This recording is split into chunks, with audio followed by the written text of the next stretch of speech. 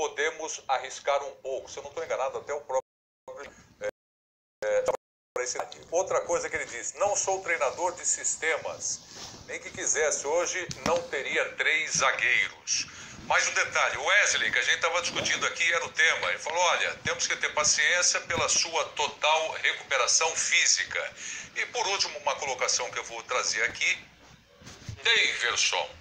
Eu estava até curioso, se estivesse lá, faria essa pergunta. Daverson, o que eu entendi dele? Ok, bacana, legal, não vai jogar. Vocês entenderam diferente? Ou só eu? Não sei não. Entendedor pingo letra, né?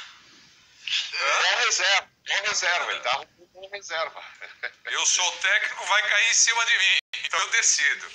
Jean, te devolvo a bola. Eu fiquei com essa impressão, não que não vai jogar até porque tem tanto jogo que todo mundo acaba jogando, mas tá longe de ser um jogador que fez brilhar os olhos do Abel Ferreira. Eu acho que muito do que ele disse confirmou o que a gente estava falando antes de iniciar a entrevista coletiva dele, né? E até... Olha só, sabe o que as pessoas fazem? As pessoas no semáforo, elas avançam o carro. Até para passar a bola para os companheiros, Prieto, eu só quero destacar o altíssimo nível dessa entrevista coletiva. Pra gente que muitas vezes reclama que o técnico não fala de futebol, que o técnico não explica as decisões táticas, que o técnico não fala por que o jogador X e não Y está jogando aqui. Entrevista coletiva. E na hora, isso vale também para o torcedor palmeirense, na hora de criticar o treinador, na hora de pedir a demissão depois de 2 ou 3 derrotas, né, de uma eliminação, que esse técnico entende de futebol. Na hora de criticar, baseado numa frase de cabeça quente equivocada, lembrem-se de todo o resto, né? Lembrem-se de que o mais importante é você ter um treinador que entenda de futebol, que saiba o que está fazendo e que tenha noção da tática, de como usar melhor os seus jogadores do ponto de vista técnico, aproveitar melhor as suas qualidades e evitar que as suas deficiências expostas dentro de campo. E para mim, essa entrevista de hoje é um grande exemplo disso. O Palmeiras tem um ótimo técnico e não adianta a gente pegar um momento ruim para de repente querer dizer que está tudo errado, ou uma frase errada para dizer que está tudo errado. O torcedor palmeirense, acima de tudo, e a diretoria precisam lembrar disso. Os outros que criticarem eventualmente, acho que faz parte do jogo e às vezes tem muito clubismo até nessa coisa, né? Mas é importante a diretoria atentar para isso. Ô Jean, a única ressalva que eu faço é que quando você começou a falar, e eu até comentei por cima, voltamos a ter o Abel falando de bola. A única ressalva que eu faço, ele já falou de bola muitas vezes, é que ele também fala de bola em momentos, sabe, de pressão. É claro que ele pode ter pode, sabe, fazer as considerações, as ponderações, às vezes ele sai de cabeça quente de uma derrota e tem um lado humano, acaba dando uma resposta direta quando questionado, só que assim, ele mostra que ele sabe falar de bola, então que ele não escolha o momento de falar de bola. Estou de acordo com tudo que você falou sobre a bola. Mas você acha que isso tem a ver só com ele ou com as perguntas também? Eu acho que às vezes eu acho que na hora das derrotas eu não sou duas coisas. Eu acho que são duas coisas. Só que eu acho que tem uma situação de ele também, a gente comentava isso, ele também entendeu o tamanho da cadeira dele. Ele sabe que ele vai passar por isso.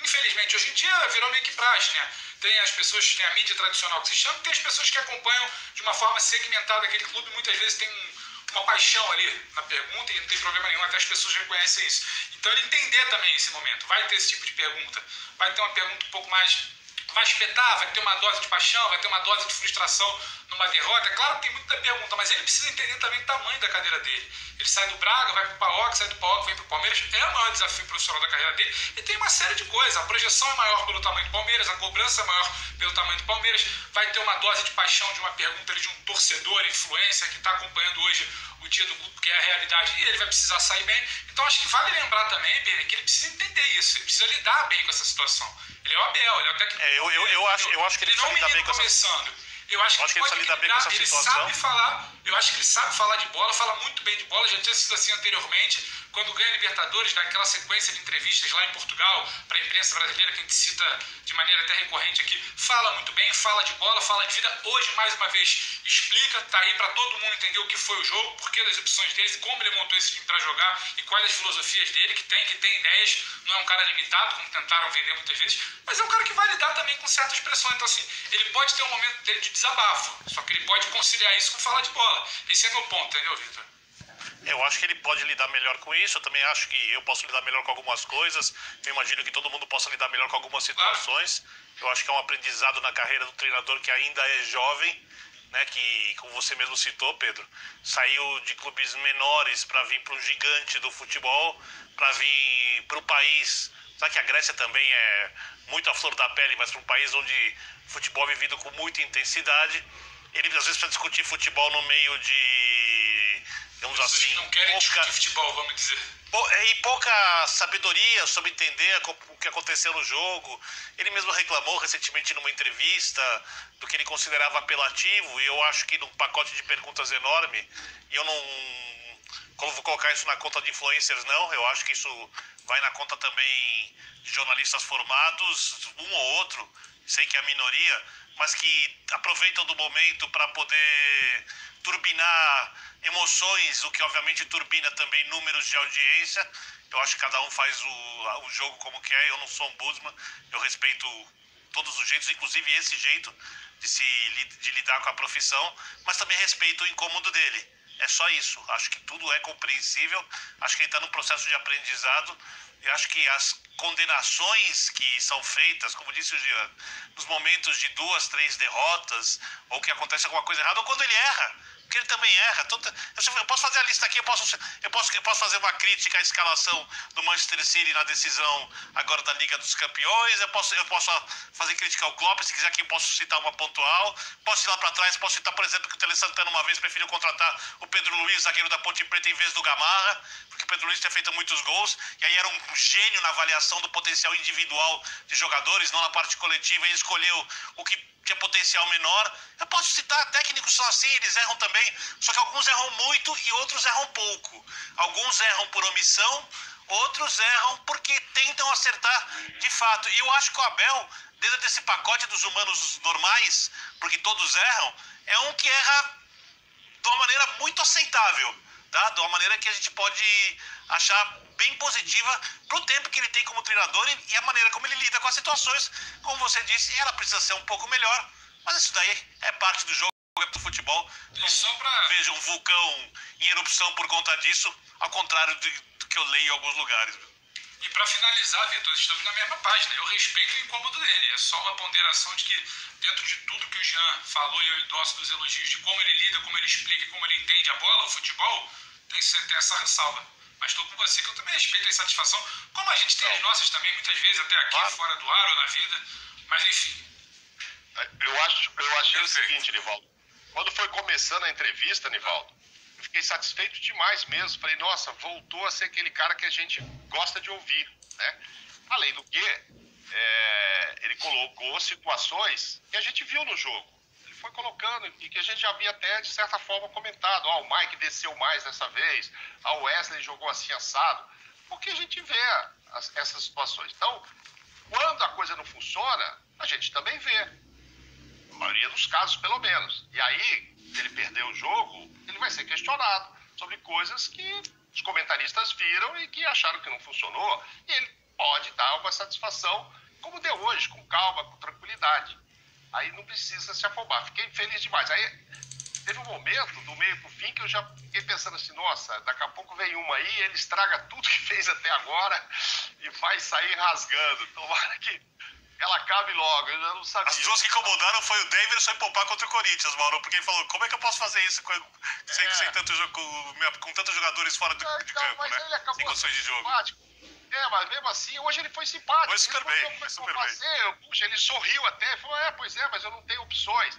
E repetiu tudo que ele fala mesmo. Ele gosta de sair com o que ele chama de linha de 3, né? Não interessa 3 zagueiros, 4 zagueiros. Desde que ele chegou, ele falava, linha de 3 para mim, etc e tal.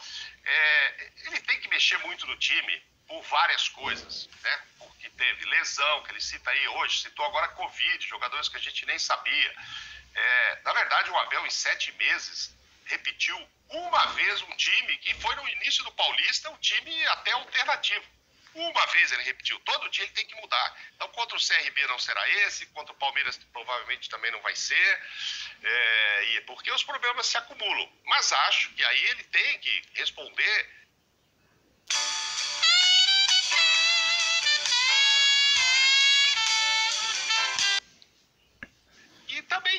de elenco. Ele elogia muito, fica muito orgulhoso dos jogadores, mas ele tem opções que às vezes outros não têm. Outros não têm. Entendo que o Wesley, aí você falava sobre o treino, né?